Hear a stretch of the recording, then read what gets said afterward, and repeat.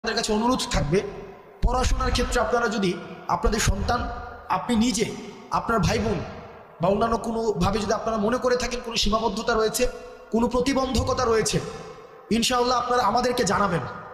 এই গ্রামে অসংখ্য মানুষ আছে, অন্তত 5টা শিক্ষার্থীকে অর্থনৈতিকভাবে আজীবন পড়ানোর ক্ষমতা সম্পন্ন মানুষ আছে। আমি অন্তত আপনারা আমাকে জানাবেন যে আমার ছেলেটা পড়তে চায়, আমার ভাতিজাটা পড়তে চায়, সে আমার বোনটা পড়তে চায়, আমার নাতিটা পড়তে চায়, কিন্তু আমরা অর্থনৈতিক সীমাবদ্ধতা বা পারিপার্শ্বিক সামাজিক প্রতিবন্ধকতার কারণে আমরা সেটা পারছি না।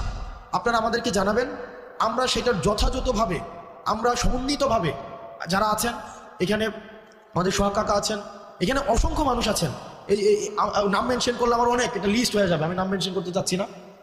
আমরা সহায়তা করবো ইনশাআল্লাহুল আজিজ। কখনোই যেন মানে আপনাদের আর্থিক কারণে পড়াশোনা যেন না থেমে যায়।